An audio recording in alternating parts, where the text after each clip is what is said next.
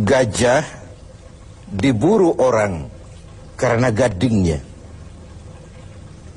Rusa menjadi indah karena tanduknya. Dan badak dikejar orang karena culaknya. Gajah yang tak bergading, rusa yang tak bertanduk, bahkan badak yang tak berculak, segera kehilangan keindahannya. Demikian kalau ini kita pindahkan kepada nilai-nilai keimanan. Orang yang beriman dikenal karena ia punya ciri, punya tanda. Apa tandanya? Al-Anfal ayat 2 dan 3 menjelaskan itu. Innamal mu'minun, sesungguhnya yang benar-benar dinamakan orang beriman itu, siapa mereka? Pertama, alladzina idza dzukirallahu wajilat qulubuhum. Apabila disebut nama Allah, bergetar hatinya. Nama Allah sanggup menggugah jiwanya. Bagaimana ini bisa terjadi? Dalam hidup Allah memberikan satu hati kepada kita. Di hati yang cuma satu itu terkumpul sejuta rasa. Apa yang paling mengambil tempat terbesar di hati kita, itulah yang kalau disebut hati akan bergetar. Jadi kalau hati sepenuhnya sebagian besar diisi harta, di sebagian besar diisi pangkat dan jawatan, sebagian besar diisi dengan segala macam yang lain, itu yang akan membuat dia bergetar. Orang-orang yang beriman, sebagian besar hatinya diisi oleh Allah. Nama Allah sanggup menggugah jiwanya, menggetarkan hatinya. Dari sini timbul sikap etika otonom. Sekarang ini pun ditekan orang. Kamu korupsi ya? Biar aja. Orang kan tahu, nggak apa-apa. Tuhan kan tahu, biarin. Tuhan tahu nggak ribut. Tapi kalau orang tahu 3 orang saja ribut sudah geger. Tuhan nggak ribut katanya. Bagaimana mau menggetarkan hati seperti itu? Orang yang beriman, sebagian besar hatinya diisi Allah. Sehingga kalau disebut nama Allah, bergetar dan pada gilirannya sanggup menggetarkan hati orang lain. Bukankah pada satu saat ketika Rasul sedang tidur, datang orang kafir bernama Da'sur menghunus pedang. Muhammad, kalau saya tebas batang lehermu, siapa yang akan menolongmu sekarang? Dengan tenang dan tegar Rasul menjawab, Allah yang akan menolong saya. Mendengar kalimat Allah, Da'sur gemetar. Pedang jatuh, diambil oleh Rasul.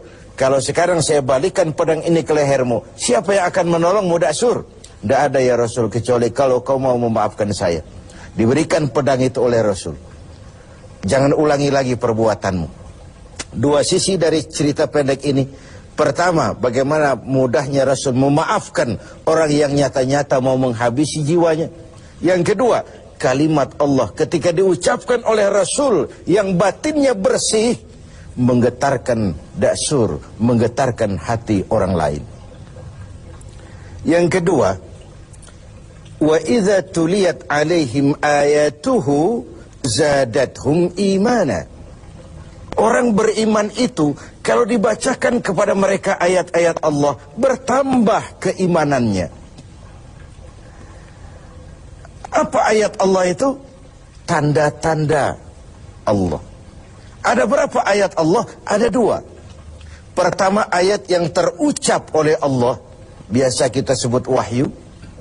Yang kedua, ayat yang tercipta oleh Allah, alam semesta jagat raya ini.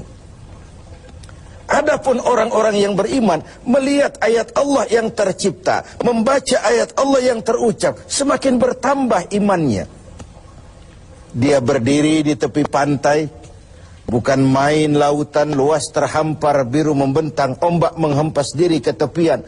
Kalau laut saja begini hebat, apalagi yang bikin laut. Allahu Akbar. Dia tidak memuji laut, tapi dia memuji yang bikin itu laut. Bukan main gunung menjulang tinggi, menunjang angkasa. Kalau laut, gunung saja begini hebat, apalagi yang bikin itu gunung. Bukan main otak manusia. Dengan kemajuan ilmu dan teknologi, nyaris tidak ada yang rahasia lagi dalam kehidupan ini. Kalau otak saja begitu hebat, apalagi yang bikin otak. Dia tidak memuji otak, dia memuji yang bikin otak. Apapun yang dia saksikan, dia kembali kepada Rabbana ma khalaqta hadza batila. Tuhan, tidak satupun yang engkau ciptakan ini dengan sia-sia. Baik ayat Allah yang tercipta, alam semesta jagat raya, baik ayat yang terucap, wahyu ini. Keduanya kalau dibacakan semakin menambah keimanannya. Kita pandai baca ayat yang terucap oleh Allah. Sering kita khatam Quran, tapi kita kurang pandai membaca ayat yang tercipta oleh Allah.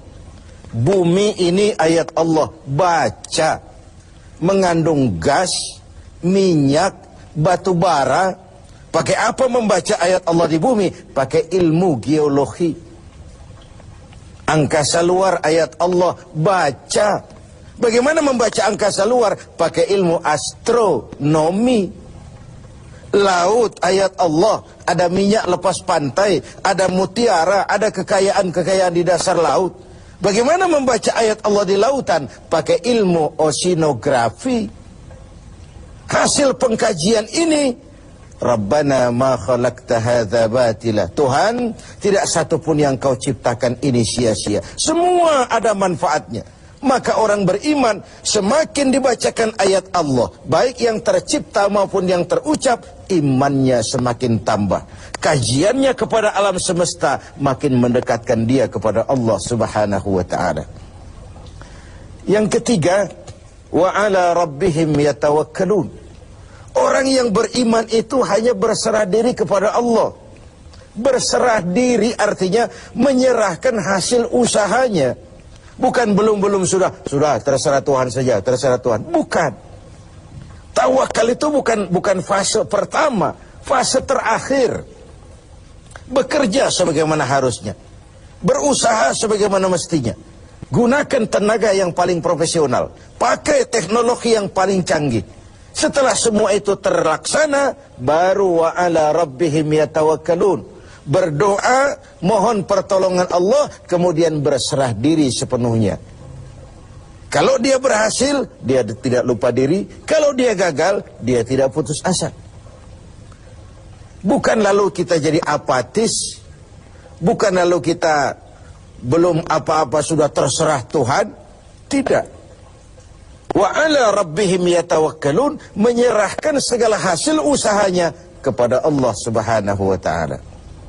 Dari situ dia husnuzon, baik sangka kepada Allah. Kalau gagal, cuma tertunda.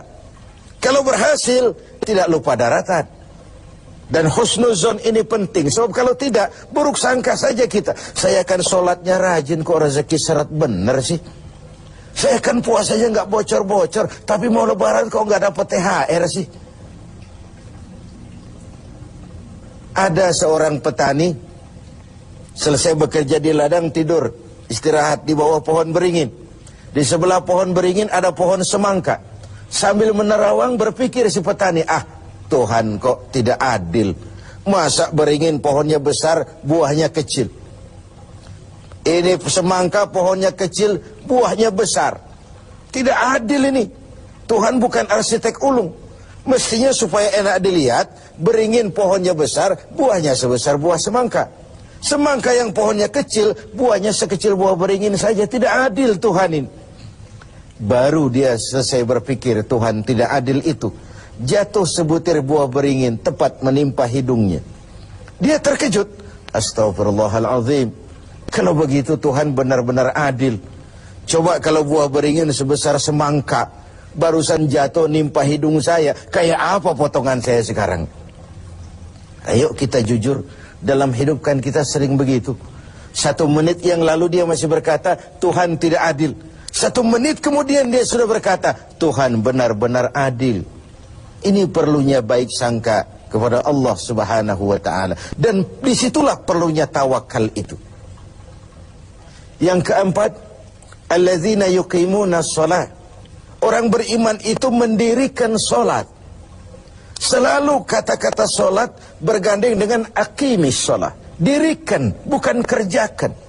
Saya ingin berkata maaf, banyak di antara kita yang sudah mengerjakan sholat, tapi belum mendirikan sholat. Sebab mendirikan sholat artinya mengerjakan sholat dengan benar, cukup syarat rukunnya. Selesai sholat, ajaran sholat diterjemahkan dalam kehidupan. Ada kontinuitas, ada kesinambungan. Kalau sekedar mengerjakan saja, ya selesai pekerjaan, selesai. Habis sholat, maksiat lagi. Habis sholat, sombongnya jalan terus. Habis sholat, pelitnya nggak pernah hilang. Beda dengan mendirikan.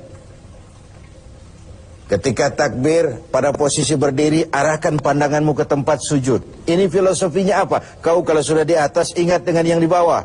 Kau sudah kaya, ingat sama yang miskin. Kau sudah berkuasa, lindungi yang rakyat jelata. Kau sudah jadi orang alim, bimbing yang awam. Solat, berdiri, arahkan pandangan ke tempat sujud. Ini mendirikan, bukan sekedar mengerjakan. Orang yang beriman punya sandaran vertikal. Ini yang penting. Punya sandaran vertikal kepada Allah saja. Kalau kita bersandar ke tiang, tiangnya runtuh, rubuh, kita jatuh. Kita bersandar kepada orang kaya, dia jatuh miskin, kita selesai. Bersandar kita kepada jenderal, dia pensiun, kita tamat.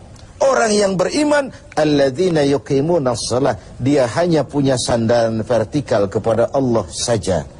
Kalau hidup sudah mulai kita gantungkan kepada manusia, bersiaplah untuk kecewa. Berharap tentu, bergantung hanya kepada Allah. Yang terakhir, wa mimma razaqnahum yunfikun. Orang yang beriman ini menginfakkan sebagian dari harta yang diberikan Allah di jalan Allah. Dijadikannya harta itu sebagai alat, bukan sebagai tujuan. Diperbudaknya harta, bukan dia menjadi budak harta. Cari uang, tapi sudah dapat, hai uang, karena kau milikku, kau harus jadi budakku. Jangan aku yang jadi budak kau, uang. Cari harta, karena kau milikku, kau harus jadi budakku. Jangan aku yang kau perbudak. Wa mimma razaqnahum yunfikun. Saya ingin menekankan, harta kita yang sebenarnya adalah yang sudah kita belanjakan di jalan Allah. Yang kita simpan di bank, kita simpan di rumah, kita simpan di saku, harta kita sementara. Besok dia akan pindah jadi milik orang lain. Tapi yang kita belanjakan di jalan Allah, itulah milik kita yang sebenarnya. Mari kita renungkan, berapa banyak harta kita yang akan jadi milik kita sebenarnya, yaitu yang sudah kita belanjakan.